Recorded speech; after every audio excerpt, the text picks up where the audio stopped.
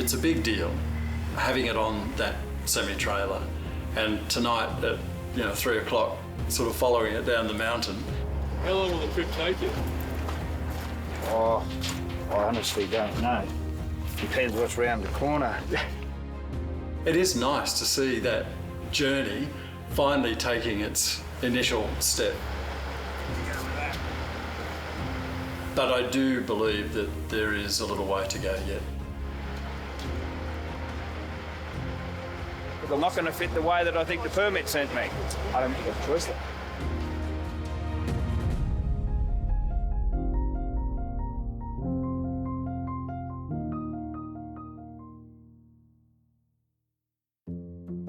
When Basil asked me to do some doodling, he said,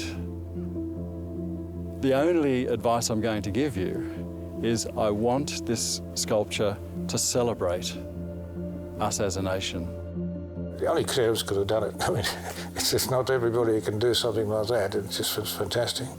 Well, Basil Sellers is a very modest person. What he's trying to do is to give to Australia something in recognition of what Australia has given to him and to every other migrant who has come here. Well, it's the most exciting project I've ever undertaken. I honestly believe it'll become as iconic as the Sydney Opera House. Sculptures are for the people. This was a statement about what migration has achieved in this country. Public art has a long history in Australia and dates back to the mid-19th century, but the interesting thing is it's always been a lightning rod for controversy. If a work of art can bring you to a point where you're unaware of yourself, that's powerful. A modern-day patron, Basil Sellers, and an artist, Terence Plowright, come together in Sydney, Australia, to create a significant sculptural piece which Basil will offer to the people of his nation. However, the roller coaster ride as they attempt to navigate a complex political maze threatens the very existence of the project.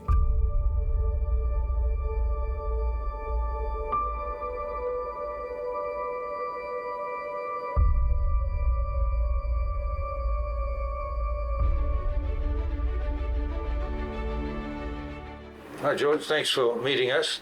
I've got something interesting I'd like to talk to you about. That's a pleasure. I've been trying to work it out, Basil.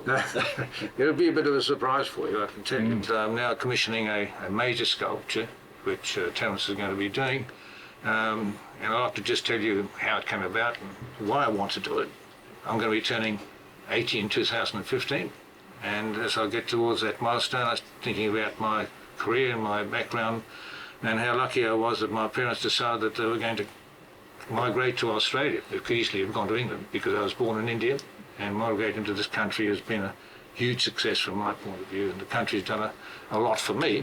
The partitioning of India in 1947 was the catalyst for Basil's parents, Alf and Irene Sellers, to leave their homeland. People like our family, who are Anglo-Indians, partly English, partly Indian, felt that there would be no future for them in the India of the future, which would look after Indians first, as you'd expect. At the stroke of the midnight hour, when the world sleeps, India will awake to life and freedom. Keen to make a new start in a country that was not in disarray or conflict, the Sellers would choose between the UK and Australia. However, we had one small problem, that we were brown. We weren't completely white. You might not think that's a problem, but it certainly was in 1948, because at that stage Australia had a white Australia policy, and you had to be white, otherwise you couldn't migrate to the country. Do you believe that the so-called white Australia policy will always be a stumbling block? No, I don't think at all that they should allow coloured races into Australia. Keep them out. Keep all the niggers out. Japs and everybody. Why? Well, we don't want them. I don't want to see reproduced in Australia the kind of problem they have in South Africa, or in America, or increasingly in Great Britain. It's only because Mum when she was in her 20s. Unfortunately for her, she contracted a condition called vitiligo. And vitiligo is a condition where you lose the pigmentation in your skin. She rocked up to the Australian High Commissioner in Bombay, which is across the road from where the English one was at the time. And there was these long queues of Anglo-Indians wanting to get visas to go to the mother country of England, but there was no one inside the Australian embassy, so she went and said, look, I want to actually migrate to Australia. And they said, we better see the High Commissioner. So she went in to see the High Commissioner, and he looked her up and down and said, oh, you're white. You can come to Australia, that's fine. In January 1948, Irene, accompanied by her sons, Basil and Rex, bid farewell to Alf, who remains in India for a further 2 years, working in the railway colony of Balsa. So when we arrived, Mum had boarded us into King's College, but she had to go somewhere. Eventually she managed to get a house not far from the school, inside the roof, inside the rafters. That's all we could get. So we lived underneath the galvanised iron roof for about nearly 2 years. George, the simple underlying concept of the work is really a celebration of the Australian nation. But it's a celebration of 60,000 years. Not just the last 230 years. It celebrates the first footprints that set a foot on the continent 60,000 years ago under the Southern Cross. And it also celebrates the Europeans coming into the nation 230 years ago, but now celebrates a nation that's over 200 cultures, 200 nations. At the end of the meeting, and I said, look, George, you know, no disrespect, but you are a politician. What do you think of the sketch? I'm confident that when I show the Premier, and I'm going to do so immediately, he too will be inspired by the concept of the sculpture, the magnitude of it, the idea of the benefaction of it, and I'm sure he'll realise that I'm really enlisting him and other ministers effectively into coming together to try and achieve what this vision represents. It's a great first step, and I hope that the Premier does like it and we can proceed.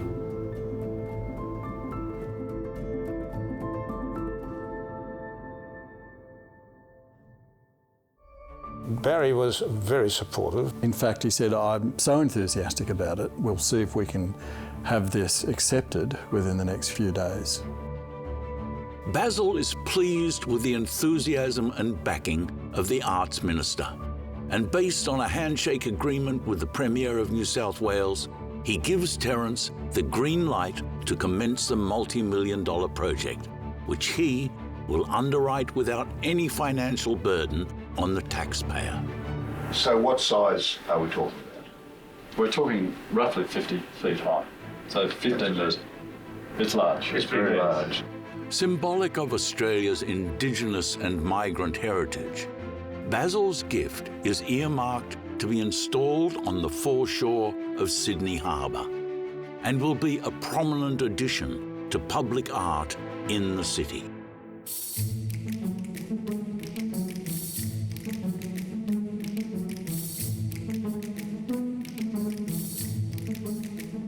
We went ahead and started building it. This is the main structural ring that everything will be tied to.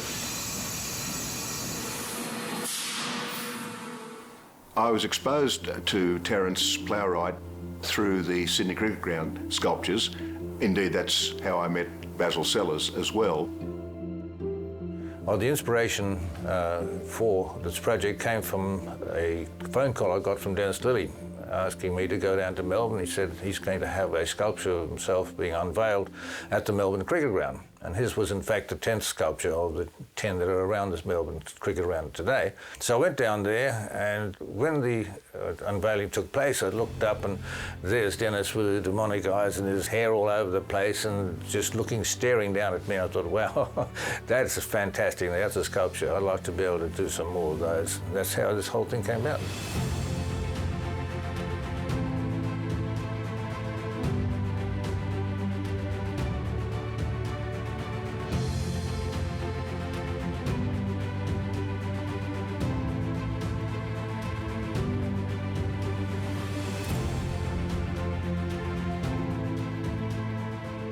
Terence, who'd done 5 sculptures for me at the Sydney Cricket Ground. Those opportunities come along once in a lifetime, and this was it. And so I didn't want to be seen as a bit of a nutter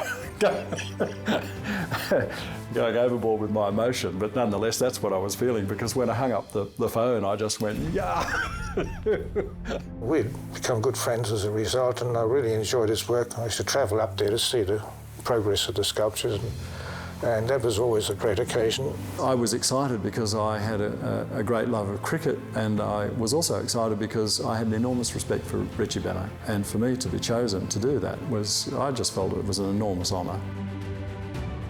He's a genius. He just thinks differently. I've had a number of conversations with him about certain projects, and after about 10 minutes he sort of left me in his wake. People like him, they're very few and far between.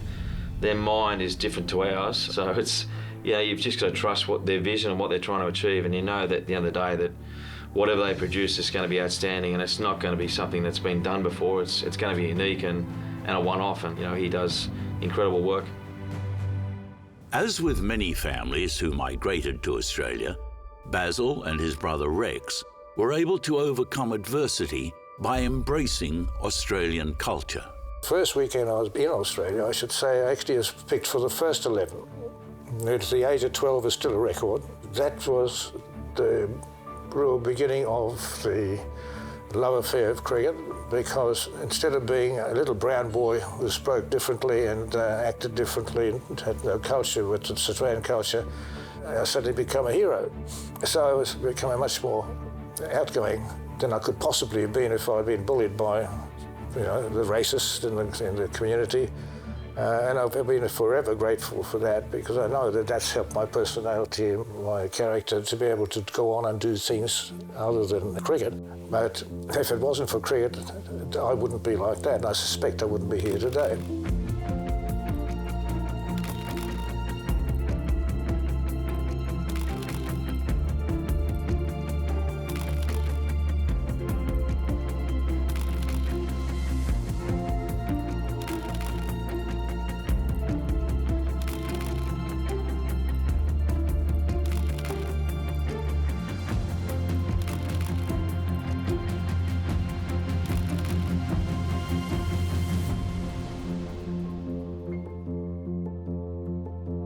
The brothers achieved great success. Rex, an exceptional leg spin bowler, would succeed Richie Benaud in the Australian cricket team.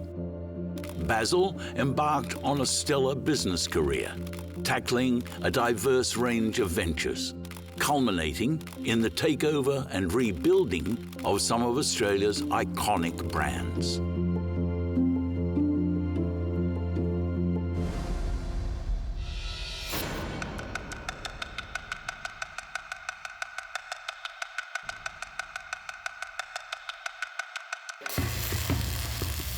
We have one more Waratah boomerang to complete, and this afternoon we're actually going to start rolling them, so it's quite exciting.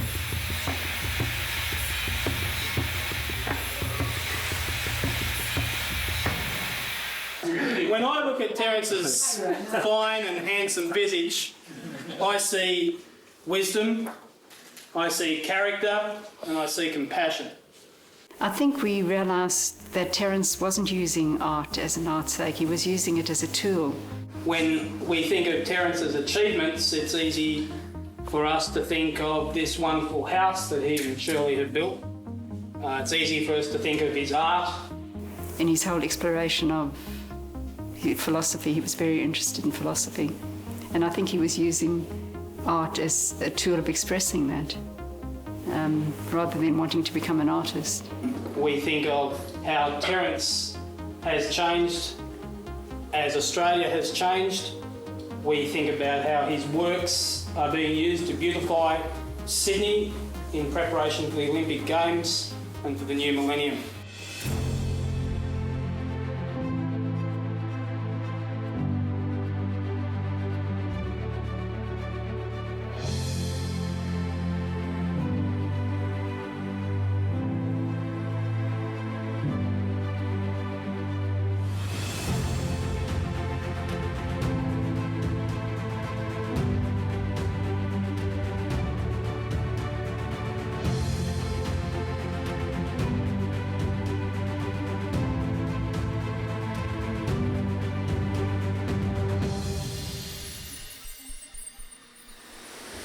The Sydney Harbour Foreshore Authority has been informed about the project. A plan will be determined to introduce this to the MCA and to some of the other authorities. Everyone seems to be enthusiastic about the work. We can't ask any more than that at this stage. Within the history of public sculpture, there was always an assumption, dating back to, I guess, classical Rome or to the Renaissance, that a figure on a plinth in public would be inspirational, that the person worthy of a public sculpture was a person worthy of our admiration, a role model, the embodiment of civic virtue. Many of the figures that I've created, to be honest, have been ordinary folk who probably haven't brought about a paradigm shift in the way that we think and feel. Many of them have been lauded by our community because they have been great achievers, a number of them certainly in the sports arena. But what I find interesting is that they've all been good people. They've been people that the community have looked up to after their sporting careers have finished. These people have gone on to continually serve the community. The foundation is important to me. I think it keeps you grounded. It gives you a sense of reality, and that you don't get too carried away with what you've achieved and what you've done on the sporting field. It does put it in perspective, particularly my charity, which deals with kids with rare disease and rare illnesses, and you see the difference that the charity can make. And with people like Basil supporting me, and corporates and individuals, they all can make a huge difference. It is sporting history that is being woken again today. But our social, intellectual, political, scientific and artistic history deserves similar reawakening.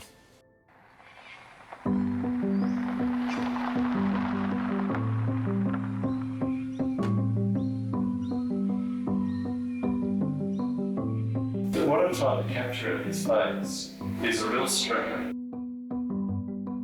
I believe that the artistry of Terence Plowright is so special because he can portray and identify the humanity of the subject, whether it's our great cricketers such as Richie Benaud, and of course we are seeing this now in the wonderful sculpture of Lachlan Macquarie.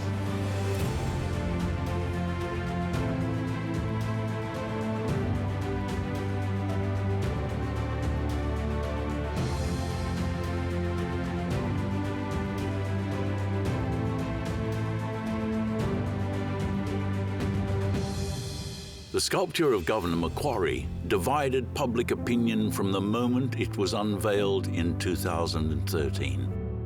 It was the portent of things to come. In 2017, the statue was defaced when cancel culture emerged as a singular force, and social media campaigns were so effective that many public sculptures have been the target of activism. The first major public sculpture in Australia, Charles Sumner's Burke and Wills sculpture from Melbourne, was controversial. Some people claimed that it was too romanticised, others that it was too realistic. Burke and Wills are in it, but what about the other guys who also died on the voyage? And right down to a resident in Collins Street writing to the newspaper and claiming that every time he opened his window of a morning, he saw Robert O'Hara Burke's rear end. So it's always been a really important part of the urban landscape in Australia, but always controversial. One of the most talked about kicks in the AFLW has been immortalised in a bronze statue. Taylor Harris became the target of toxic online attacks after a photo of her in full flight was published earlier this year. It triggered a wider debate about misogyny and sexism in sport and on social media. When I posted the photo initially on my private account, I put the caption as "This is me at work," and I don't deserve, nor anyone deserves, to be sexualised in their workplace. The figurative work for me is a joy to do, and it's a joy to do because I'm working with lots of other people. I'm working with great names that that are highly esteemed within our community, and it's a great privilege to do that kind of work. Terence is an incredible artist, obviously, and brings things to life that you probably didn't think possible. I think that's really, really beautiful. We are going to have to bring these down. The actual form itself is really, really beautiful. Yeah, I'm happy with that. When I met him, he hadn't started on art really. He'd just started making stained glass windows. And that was his very first attempt into the art world, was stained glass windows. And I think when I met him, he was on his third window. From there, the stained glass actually started to snowball into the building of a studio, many more commissions coming in, some very prestigious. And slowly but surely, I began to achieve a little bit of a profile in this area. Actually, we both had studios at the time, and we were both developing our studios. I was developing my music studio, and Terence was developing his art studio. But I'd help him in his studio. I hadn't made stained glass before, so it was a learning curve for me. But it was good for me because it gave me an insight into that world. I think Terence gets so passionate about things, whether it's about a new commission, whether it's about science, whether it's about nature. He gets so caught up with something passionately. This book I probably read quite some time ago, and I'd have to say that to some extent he probably did have some influence on me and my questioning of Western culture, Western thinking.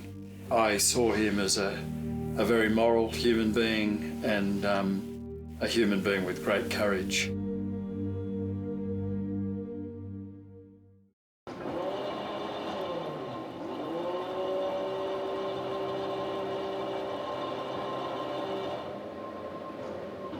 Let's err on the side of caution and just see, we'll put it in. At the heart of the sculpture, the woven basket pays respect to the sustainable and cultural practices that allowed the indigenous peoples to live in harmony with the land. The basket is also a structural element, so you can see these heavy 80mm sections, 80 by 20mm, that are holding up the basket all the way through. And what we're going to eventually do is run a ribbon in concentric circles all the way down, so it will look like a woven basket.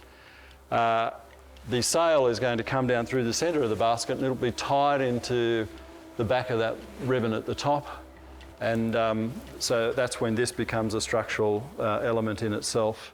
I mean, certainly in my experience, if you give people a point of entry to even the most abstract and complex contemporary art, they'll engage. You know, I mean, the Statue of Liberty. Do people actually really understand what that sculpture was about? No, they don't. It was a gift to the United States of America from France on the anniversary of the American Revolution from another revolutionary nation. You know, it was a very complex, what would you say, geopolitical symbolism, but now it's Lady Liberty. I have a great desire to relate to human beings on that level that connects us, above and beyond culture, above and beyond religion, and above and beyond politics. And that particular attitude, that drives my life, it drives my work. And with this particular sculpture, it's driving the symbolism throughout this sculpture. And that to me is fundamentally important.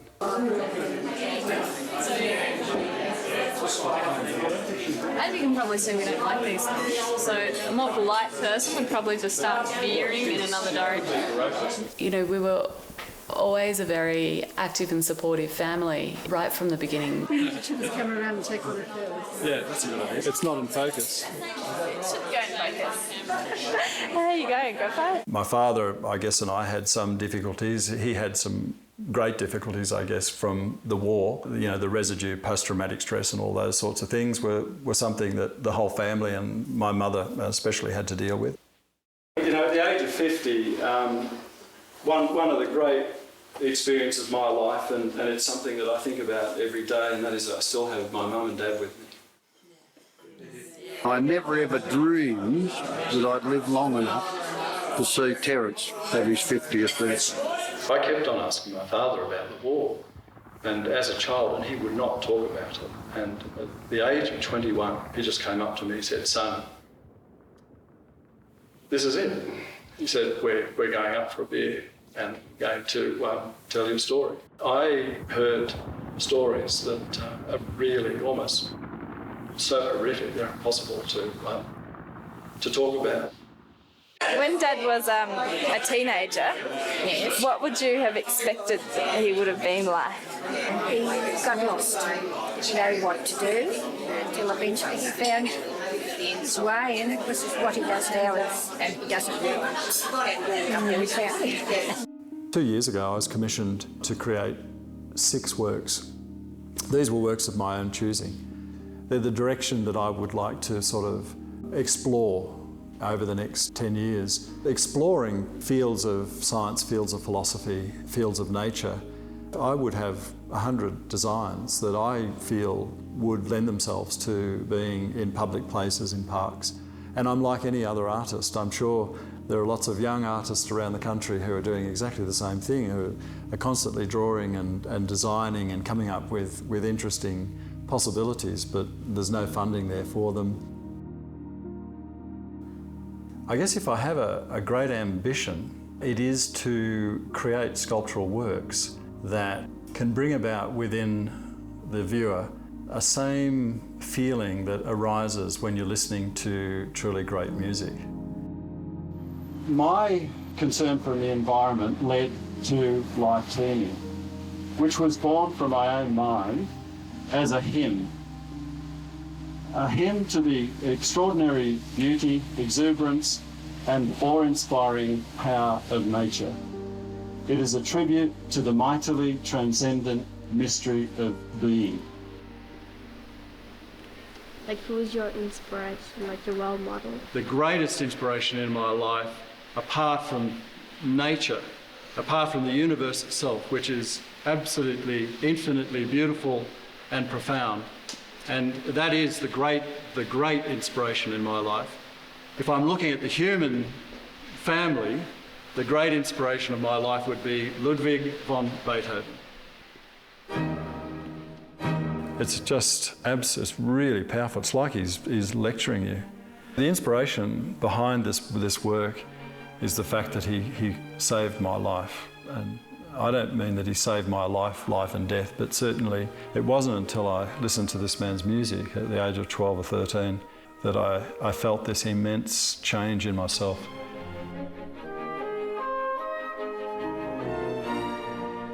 In the arts, a philanthropist has been assumed to be a patron or a donor or a gifter, someone who endows art or art activity in some way. In the old-fashioned sense, someone who signs the cheques, someone who pays the artist, someone whose name appears above the entrance to a museum. So I retired when I was 57. Only charitable work I was doing was to just draw cheques every year to worthy causes. I never really thought about the underlying work that was being done and what they were really trying to achieve. I found I had 52 charities and I was giving to each one of these charities. So when Christmas came, and I normally sent my charitable money out, 1,000 here, 5,000 there, 10,000 there, I didn't send it. Which are the ones that are going to come back to me and say, what happened to my cheque this year? Why aren't you giving money to this year? So there's 52 charities. Do you know how many, in fact, did that? 1. Within Australian art history, one of the great philanthropic relationships was probably the many relationships that John and Sunday Reid had with Melbourne artists in the mid-20th century based at their home Heidi in suburban Melbourne. They took artists in, Sid Nolan, Arthur Boyd, Albert Tucker, Joy Hester. They took them in. Sometimes they gave them somewhere to live. Sometimes they fed them. Sometimes they gave them a monthly allowance. They bought their works.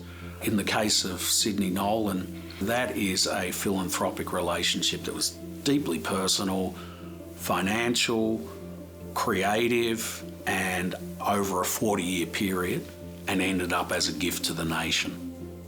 More recently, I think philanthropists are more interesting. They're more active and engaged.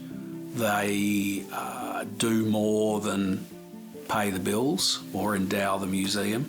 They make things happen. So now I have 12 charities, all of which I really know a lot about and which I get a lot more satisfaction for than just simply drawing a cheque at the end of the day. He's a great Australian. I think he likes the fact that not many people know about him. That's he's very humble, low-key, does his work behind the scenes. He loves to see the results of his work, but he doesn't like to be up front and central with it. And he's always looking to help people. Every time I talk to him, he's got a new idea, a new way. He's always thinking about everyone else but himself. Wonderful moment for him and his family, and for Australian cricket. New blood at the crease at number 3. Yes! It's away. Beautiful away. Even saying that, the guys that have come through the scholarship, it was all about helping the country guys come over, like Phil Hughes. And then it sort of went further into people like myself that had educational needs. Stephen Smith was living away from home. No one gets to professional status without a lot of help. And I think without people like Basil, people like myself really struggle to get where we are. I support cricket in many, many ways, and it's not just a matter of supporting it as charity or anything. It's just that I just owe cricket a great debt.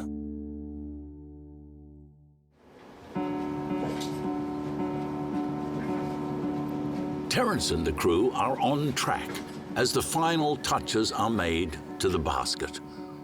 A meeting is scheduled to select the location for the installation of the sculpture, and the crew commence attaching the Waratah boomerangs in preparation for the main structural element, the central sail.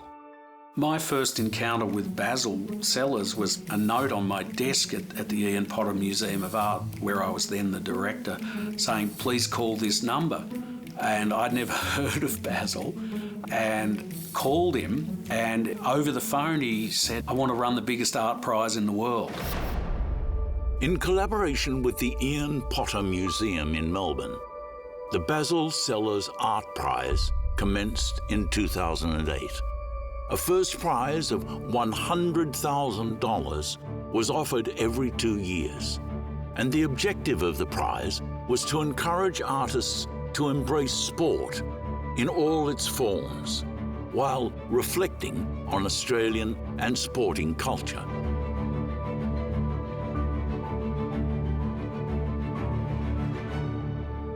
The idea was brilliant and timely, and I believed in it 100%. Sport and art are both about creative expression. They're about people being at their best. That doesn't mean that they're geniuses or they're excellent. It does mean that they give of their best, they test their ability, their body and their mind, usually both, are at full stretch. That unless you're at full stretch, that there's pain in some way, the mental anguish of whether what you've written is good enough, what you've painted is good enough, or whether the kick you're about to take, the stroke you're about to play, is it going to be good enough? They're all part of the human condition. There it is!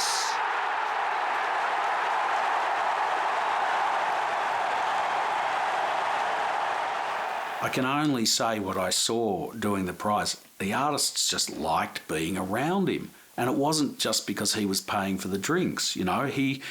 They were intrigued by him and they connected with his interest in their work. So, yeah, he certainly showed how to have a sleeves up, you know, relationship with artists. He's a great man because not only did he do it for me, he did it for hundreds. He's done it for hundreds of people. He's always thinking about everyone else but himself, which is, I guess for me, what makes Basil Sellers a great man. He's the sort of guy that's pretty easy to call a friend because he's such a generous soul.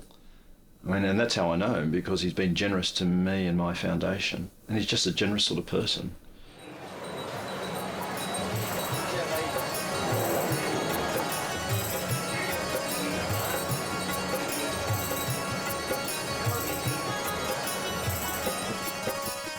Basil Sellers is our patron, our mentor, our guide, and I would say our best friend, because he was so convinced about our commitment towards this cause that he not only opened his purse to us but also his heart.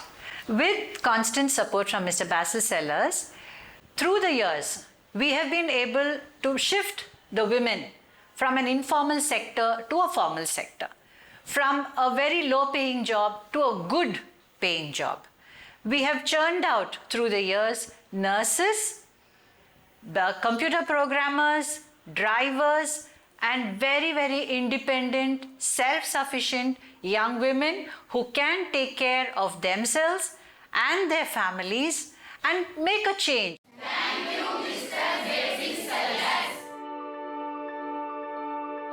So this sculpture, if you turn around and have a look at the design, where do you think it should go in Sydney? Near the seaside? Yes, it's going near the seaside. Garden somewhere. Yes, garden's good. The botanical garden. Hey, that's good. Yes, you got it. The Premier has seen the design. He would like to see it installed in Sydney Cove as a celebration of 60,000 years of nationhood. He had a magnificent idea that on an Australia Day, the podium would be set, you know this, the podium would be set and this massive helicopter which he would import from Russia would overhead lower it into position. The Australia Day ceremony on Sydney Cove could continue. It would have been something. However, we had one small problem. The handshake agreement between Basil and Barry O'Farrell is history. Basil, Terence, and the future of the sculpture are in limbo. Basil and I were having a number of meetings and we were worried. When the problem with Barry came about at this Montlive Grange, that there'd be a smooth transition over to the next government and the decision-making there. Basically, at that stage, we were dealing with the bureaucracy. And it sort of all changed at that point.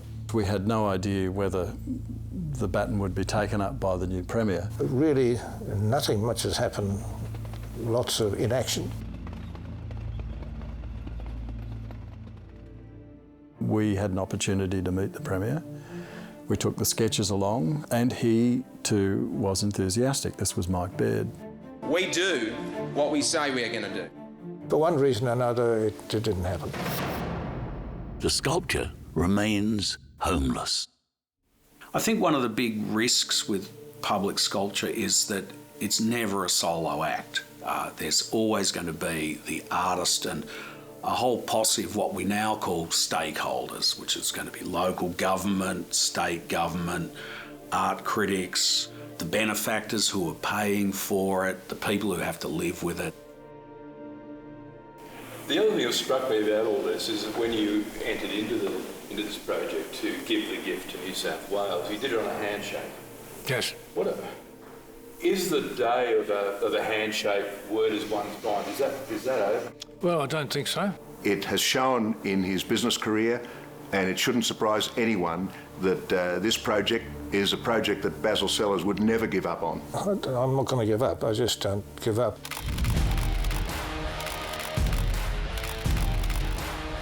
I think he had a rare ability of identifying opportunities where he saw value. Philanthropists are risk takers. At their best, they're leaders. He was in a business that was not particularly what would you call front line. He was in the sort of dirtier end of it, you know, buying companies and turning them around and selling them off. And that was his great skill in the funnel analysis, finding sort of what companies to buy that he thought were undervalued or the brand not as relevant as it is today, and changing the dynamics of that enterprise and moving through that process with a degree of empathy.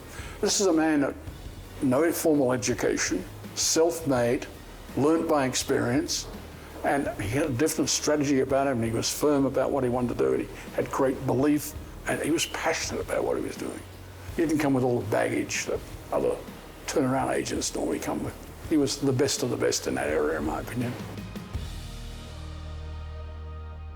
One thing that really struck me, I mean, you know, he's very generous in all his charities, but he's so level-headed. And the first time we had a conversation about his idea for a major sculpture down on Circular Quay, we were at his house in Double Bay, and he said, well, let's go down there and have a look.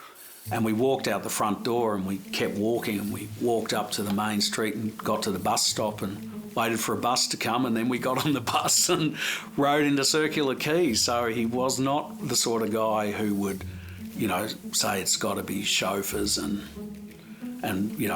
premium the whole way. He just did it the simple way. Faced with a dramatic change in political leadership, hopes for a January 2015 installation in Sydney are fading quickly. A determined Basil sets his mind to finding alternative locations, which Terence will inspect as a possible home for Basil's gift. There are 3 possible sites that have emerged. One which is just here to my left, and there's a big space here, which has viewable access from coming up the harbour, and that's quite nice. And also when you're coming from the Harbour Bridge, people coming toward Manly will be able to see the sculpture, given the size of it. I was getting very frustrated, not only for myself actually, I really was frustrated for Terence. This is the guy that spent years in actually making something spectacular that's going to be well appreciated if it's in the right place, and we were getting nowhere, sitting up over there waiting for a government decision which never came. The Premier was really keen to have it situated in Sydney Cove. Well, given he has gone and the Arts Minister have gone, we're not sure where we're going now. Public agencies will look a gift horse in the mouth if they're offered a major public artwork, because they're going to say, I don't care how much it costs and how it's all going to be free. Well, it's not, because it's going to cost me $50,000 a year to own the damn thing forever.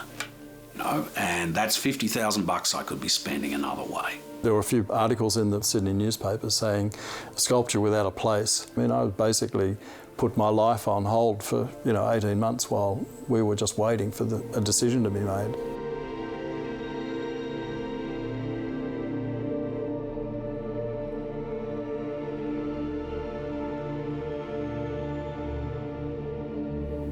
Well, Basil Sellers is a very modest person. What he's trying to do is to give to Australia something in recognition of what Australia has given to him and to every other migrant who has come here. He wanted a sculpture that was about arrival, about people coming to Australia, but not about colonisation and invasion. When you consider the history of our country, from a period of 60,000 years ago when the first footprints covered much of this continent, then the arrival of different explorers over that period of time into the settlement by British, that unification was significant. It became disjointed for a period of time. Today we honour the Indigenous peoples of this land, the oldest continuing cultures in human history. We apologise, especially for the removal of Aboriginal and Torres Strait Islander children from their families, their communities and their country. For the pain, suffering and hurt of these stolen generations, their descendants and for their families left behind, we say sorry. We've now moved strongly back to a nation that is many people sharing the same soils, similar aspirations, but their levels of attainment and achievement vary based on the choices they make.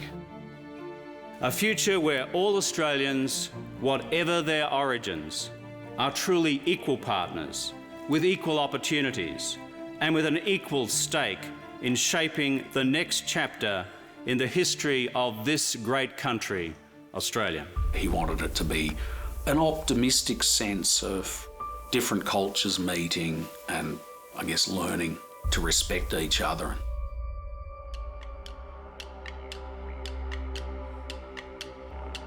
If we can capture the spirit and presence that exists here in the central heart of Australia, if we can capture that and somehow that is incorporated within the sculpture itself, if there's something in the aesthetic of the sculpture that is powerful and evokes that sense of the spirit here in the central heart of the country, then I'd be enormously pleased. I love the symbolism of the footprint of time, and the boomerangs reflect that. It shows we're deeply connected to a continent that had been occupied for 60,000 years. I see the density of the populations as they are now, and certainly that's reflected in there. So we've grown to many people across this nation. I see the sparseness of the land in the way in which that's represented in the gaps, but that is the beauty of it.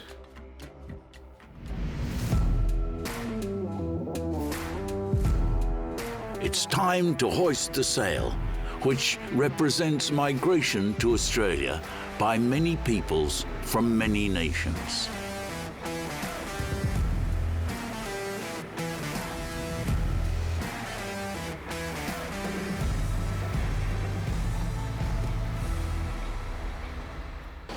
Basil phoned me last night and talked about the sculpture being placed on a plinth that would be at least 4 or 5 metres high, and that within the plinth we would have some narrative about the 60,000 years of nationhood.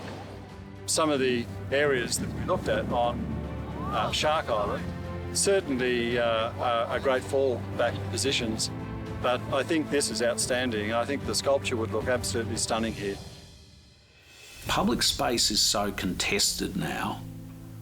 Who owns it, who has rights to it, who's it for, who does it benefit, that any sculpture that appears to have an agenda or to be a very direct intervention in that space looks like a risk. I'm not saying that city councils want ambient sculpture, sculpture that just blends in, with the urban fabric and is barely noticeable, but they don't like the idea of people planting a flag, because as soon as you plant a flag, someone's going to build a bonfire around it.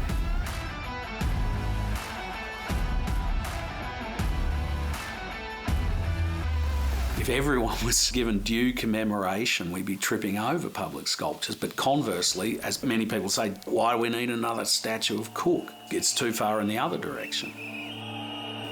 When we look back over history and we see some of those figures who were just brutal murderers, then I don't have an issue with those figures and the statues that represent those figures being removed from public life. I don't support removing of statues relating to slavery. So my view is that the next thing we should take down is racism. Well, we wouldn't have things to point to that could stand the test of time. We would be reinventing everything. We would not be taking due cognizance of the history of this nation, the past, the role that immigration has played, and the special influences that Australia has brought to bear on the migration wave, and the result that we have this wonderful country, Australia. Ours is an immigrant nation. Ours is a successful nation, a nation to which people came seeking opportunity, a nation where through hard work and commitment, opportunity was seized and realised for the benefit of those individuals, for the benefit of our nation. All of that is true. It's easily said. Too easy to say without appreciating the effort, the hardship, the sacrifices that make up that history.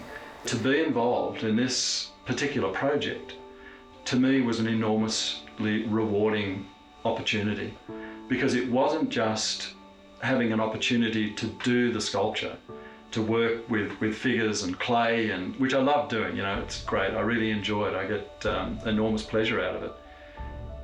But it's the subject matter too, for me in this particular instance, was also immensely rewarding. They're all here. The Signorelli family. 9 people? 9, yep. I'm deeply moved and proud that we Australians have an opportunity to provide safe haven. These folk who've been so tormented by the insanity of violence desperately want to participate in a reasonably sane society, and so they come to this nation for safe refuge.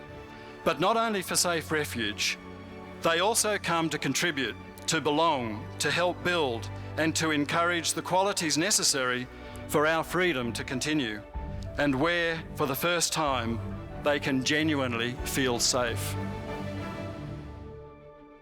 We are a united nation, I think a very united nation and a very harmonious one. Maybe not perfect, but no nation is perfect anyway. Just that we are very lucky to have been able to integrate various nationalities. I think it's about 200 odd different nationalities that are represented in our country. We all live harmoniously here, and I think it's a credit to everybody that's helped to achieve that.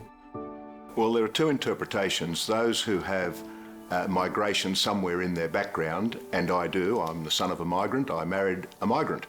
So I look at it perhaps more so through those lens than a tourist or an Australian who maybe have been in Australia maybe the 5th or 6th or 10th generation. 50 years ago, when I was much younger, the Australia I saw then experienced has shifted significantly to where we walk and talk and spend time with others from many cultural groups. And I look at the young Aboriginal people coming through now, the young ones I talk to, their aspirations are no different to any other person within our country. Even though superficially we may appear to be united, I think deep down there are still these divisions and acrimony that I'd like to see corrected. The Dalai Lama, as you know, has been quoted as saying, it's not love that makes the world go round. In fact, love is actually the reason why there's so much conflict in the world. Muslims love Islam, Christians love Christianity. So it's not more love that we need, it's actually kindness to each other. Move on, forget conflict, be kind and compassionate to each other, and accepting of each other's cultures.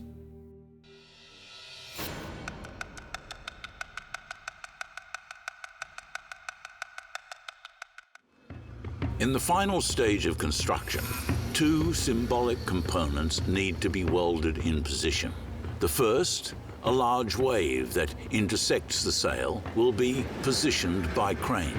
The sculpture will then be placed on its side so that the last component, a huge ellipse symbolizing the transit of Venus and Aboriginal Dreamtime, can be installed. This is a significant step for the project. We have the ellipse and we have a sphere representing heavenly bodies, and we have the 880 dots which represent Dreamtime. So we have the connection between Western science and between Indigenous thinking, their view of the stars, their view and spirituality that is represented within this intersection between the two. The other thing that I see also is the flames that symbolise the burning of and the healing that occurs when you scorch the land, but what grows from it to a future of strength. And the height of those flames show that there is a strong warmth in this country.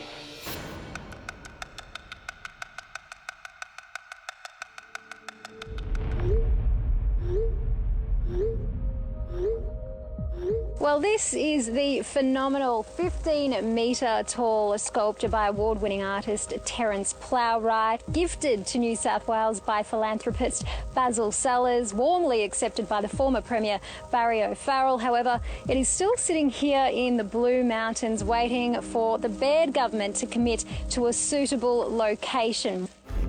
No one likes to be brought to the table the day before the unveiling. In my experience, the best way to address that is you've got to get all the stakeholders around the table right at the start when it's a blank sheet of paper and an unwritten cheque, and get buy-in early. Over the next few months, we had 6 councils that actually approached us, and a couple of them actually went down to the minister, who was Rob Stokes at the time, to make representations because they wanted the sculpture. that's not going to happen. This is too good for just going out into the country somewhere. It's got to be in a prominent place so that the message that I'm trying to give out there, just say thank you to Australia, thank you for doing so much for all of us migrants that have come through and for all the people, the Aborigines in the early days, that we all live under the Southern Cross and let's stick together and go for it, sort of thing. It's easy to forget, but a philanthropist endorses an artist. You know, they say, you're worth it. I believe you. Let's do that. Which is very different from a collector who just says, oh, I like that one, how much? For a human being to stand silently without commitment to a particular idea and listen to the life around him or her, listen to the nature around him or her, listen to what's coming from inside, and then bring that forth into some form of creation is, for me, the great joy in the arts, the great joy of working in this particular field. There's no question that a public sculpture can directly impact on a city's economy, tourism, branding. Well, the arts is an important part of our life. Anish Kapoor's Cloudgate sculpture in Millennium Park in Chicago, that's a park that gets hundreds of thousands of visitors a year, and that is one of the primary attractions. And you could very easily crunch the numbers and say, even though that sculpture was a multi-million-dollar proposition, it is literally bringing millions of dollars a year into Chicago's coffers. It's been 2 years since the resignation of Barry O'Farrell. Basil continues to work tirelessly to reach agreement with government officials on a location for the sculpture. Governments that ignore the arts ignore it at their peril.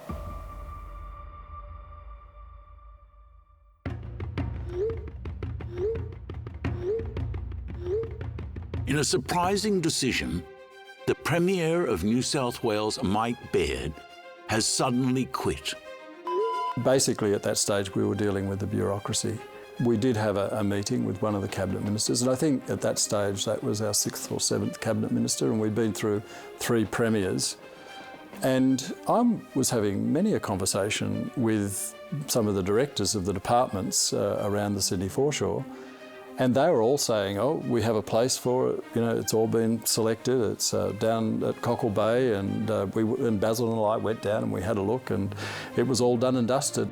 Despite Basil's every effort to negotiate a location for the sculpture, he finds that dealing with bureaucracy is relentless and in vain. But I'd never ever do this again when it has any connection with the government. It takes too long. Will Basil's gift become a public sculpture of distinction, or will the entire project be scrapped? That's absolutely wonderful. We really look forward to the meeting. Out of the blue, we have Nick Mitsovic from the Art Gallery of South Australia, who saw the piece and was so enthusiastic about it, he flew up here to Sydney and then begged Basil, would he consider it going to Adelaide? Adelaide wanted it, and Adelaide worked hard and quickly, and it was in a period of 3 or 4 months from the time they first contacted me to the time that we exchanged letters with the gift to the Adelaide people. It was done. And the enthusiasm and the speed at which they worked was fantastic.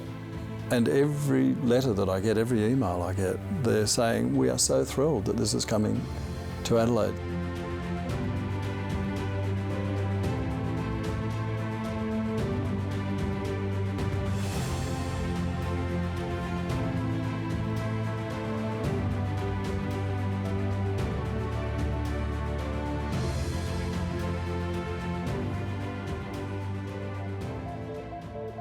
After a promising start to their relationship with the Gallery of South Australia, it is déjà vu for Basil and Terence, who are once again faced with obstacles and inaction.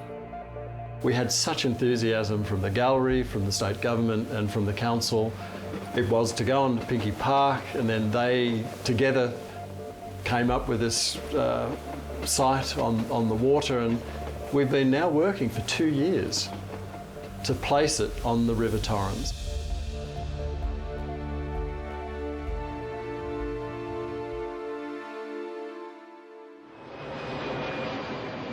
I returned from overseas. We weren't making any progress, nothing was happening, things were at a standstill. It's been sitting on its face probably for the last 2 years, ready for transportation to South Australia. We have come across a problem. The engineer that was employed to do all the calculations on the sculpture has lost all the drawings, all the calculations. Despite a rigorous assessment of the structural strength of the sculpture and the subsequent approval for installation in Sydney, the installation in Adelaide cannot proceed without formal engineering approval. Under instruction from the Gallery of South Australia, engineers have arrived to inspect the sculpture. I'm really disappointed, and right now I have no idea where this is going to go. For this sculpture, which is obviously a major piece of work, we've been looking at its kind of structural strength because it's got a lot of very slender elements. The other elements that we're looking at are the beautiful fronds around the base, where we're looking at the potential for people to climb on them in their current site. One of the conversations that constantly occurred throughout the whole project was the engineering versus the aesthetic. And I found if there was any tension in the project, at times I found that difficult. Because engineers tend to be very conservative, and I would have to put the foot down at times saying, look, that's absolutely out of the question. You'll actually ruin the aesthetic if we move down this path. We must find another solution. Running your structural add-on here worries me aesthetically. Yeah. We had to completely reassess aspects of the sculpture that could be damaged by the public. But they're difficult things after all. We're going on to public property. It's going to stay on the public property for hundreds of years. So they're likely to get it done properly. There were some recommendations made to structurally reinforce the fronds. Given that orientation, if those fronds overhang some of that infrastructure, that's just where we might have to tweak it a little bit. Unfortunately, the cost of doing that reconstruction was huge. In fact, I think it was heading toward $250,000. They would do that, they could go ahead without me. I'm not paying any more than $1 million. Well, we could have done a number of things to get it down to Adelaide and getting it up, but all those things were proving to be extremely difficult and extremely expensive and simply very, very time-consuming as well. Of all the artworks that I've been involved in over the past 30-odd years, this obviously has been the most worrisome. Looking at a problem, particularly an intractable problem, you've got to look at something outside the norm. And the real problem is the fronds. And he said, I think we just should cut them off. They don't make any difference to the structure if they weren't there. I must admit, I was in a state of disbelief.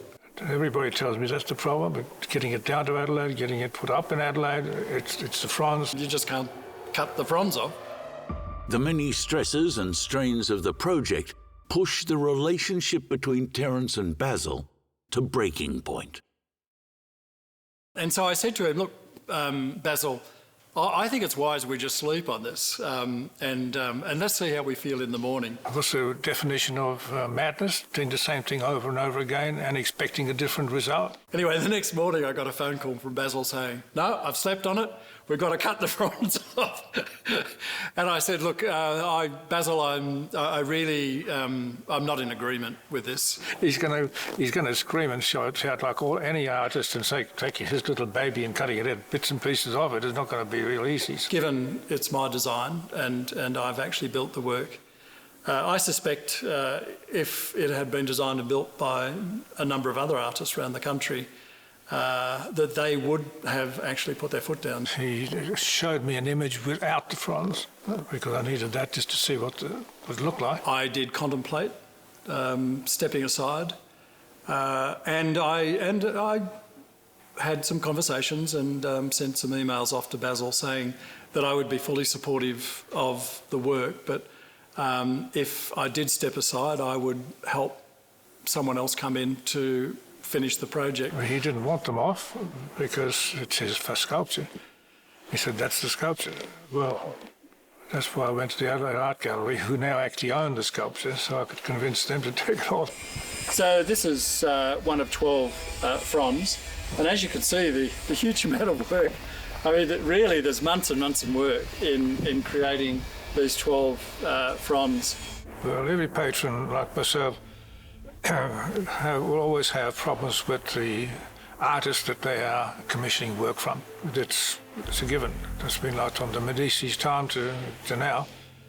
But I never had any problems with Terence in terms of the sculpture itself, except I was talking about taking off certain bits and pieces, but the sculpture itself that he did, I didn't want to have input into that because it's really an artist's job to do that.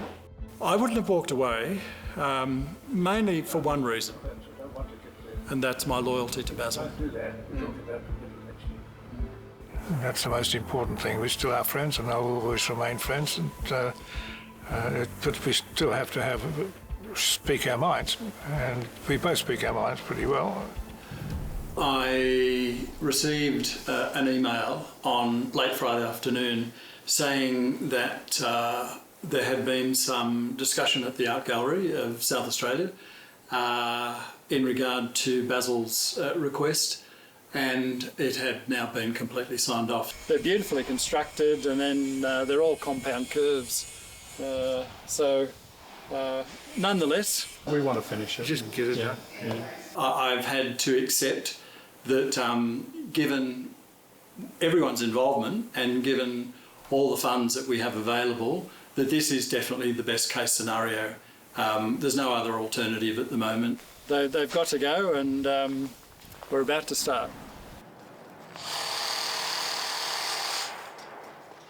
Do you want me to hold that off? His pragmatism, after seeing the budget double, has stepped in and he said, I'm shutting the gate on any further expenditure. He's not as commercial as I am. Then my job is always to think it through and say, oh, no, we're not going to do that.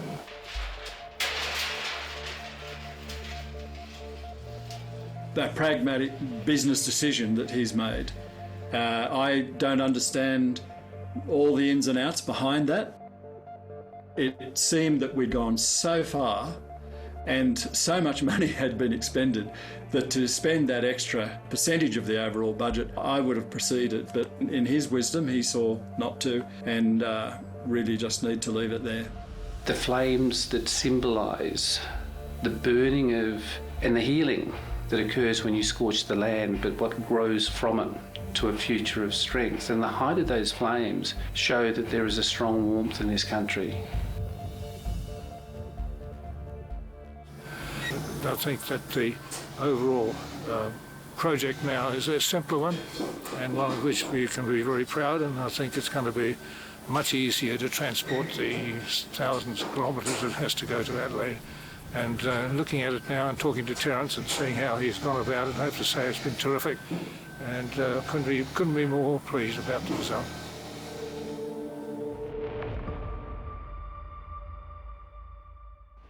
We're stepping across the finish line and bang, it's hit us again, another frustration. They are moving it back to Pinkie Park. So we've lost all of that time, that money, the enthusiasm for the Torrens River, and it's now, I guess we're treading water, waiting for the council to take the next step. And I was gobsmacked when that decision was made, to be honest. I was able to get direct access to Stephen Marshall, the Premier of South Australia, via a friend, and he had a look at the sculpture's images that we sent over. He was very happy and liked them a lot and invited me to go to Adelaide, have dinner with him, which I did. He drove me back to my hotel after dinner and we passed something which I had never heard of before, which he called Lot 14. Lot 14 is now the major flagship program of the government, and the Premier felt that this particular sculpture would actually be an excellent addition there.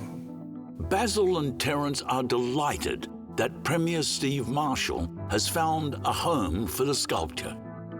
With its essential elements that celebrate Australia's past, the successful integration of many migrant cultures, and its science and pioneering spirit, fit well with the aims and activities of Lot 14. When installed, the sculpture will be a prominent feature of the precinct.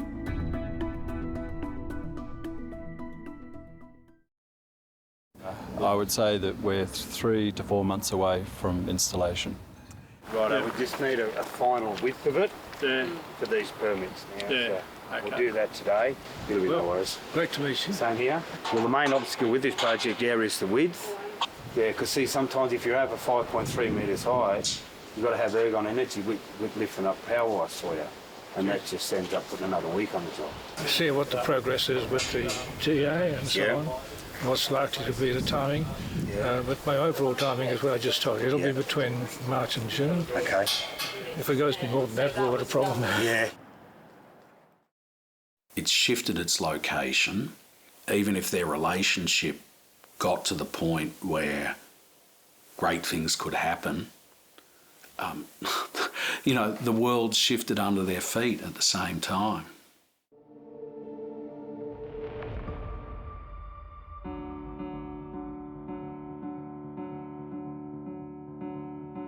From what I can see the virus as being anything that's going to stop this from actually going down and putting it up, unless the government they decide they don't want it. September was actually set as the date.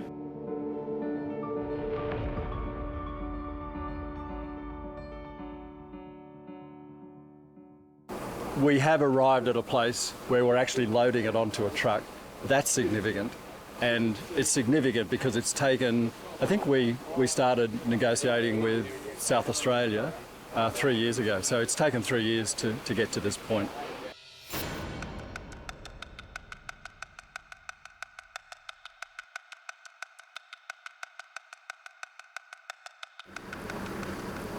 What is it? It's a sculpture. Of? It's going in front of the Space Agency, so there's a lot of symbolism. The Australian Space Yeah, a lot of symbolism in it. New rocket ship, mate. Yeah, well, it might be the only way we get it there. For the first time it would have to be 2 years. I said to my wife last night, I actually feel quite excited about the cranes coming in. It's over 5 years now since I started here. I started with the first ring on the bottom, so sort of hung around to see it go and watched to see it go. And amidst all the issues that we have with the gallery going backward and forward, not knowing what's going on, in fact, because they've had to shut down and all staff have been ordered home for the next 6 days. So we're in no man's land. We have no one to communicate with and we're right in the midst of this. You can see the cranes that are here. We're talking about big money. If all of a sudden we're stopped midway, that's significant and may end up being a significant cost for the project. Another one.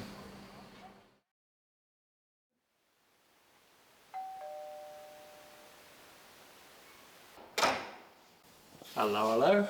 Hello, Terence. How are you feeling? You excited about it? I'm quite excited.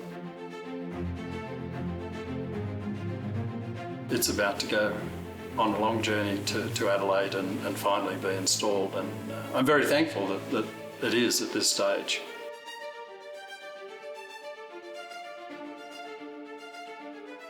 It's a huge road train. Apart from Jody and the sculpture, you have pilot front and back, and there are police front and back as well. So an entourage of 6 vehicles.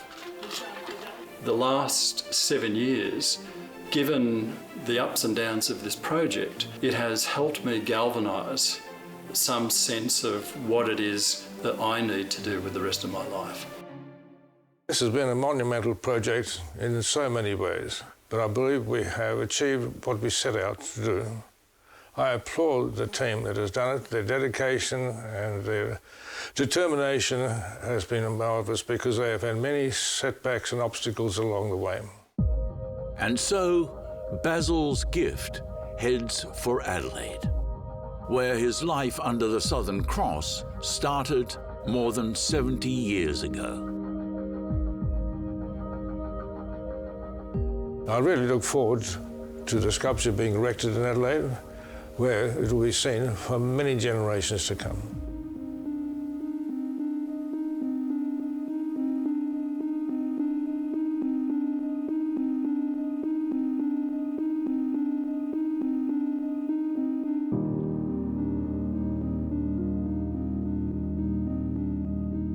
Yeah, I would like to have been done by my 80th birthday, but it never to be.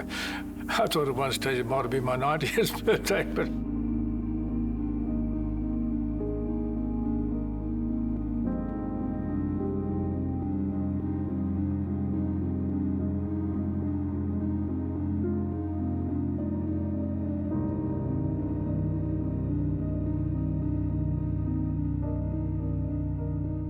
I'm very proud of what we have achieved. The sculpture is amazing. I'm really happy that it's going to be placed in Adelaide because that's my hometown. I came here with my family back in 1948, in February 48, looking for a better life, and we certainly found it in this lovely city of Adelaide and this amazing country, Australia.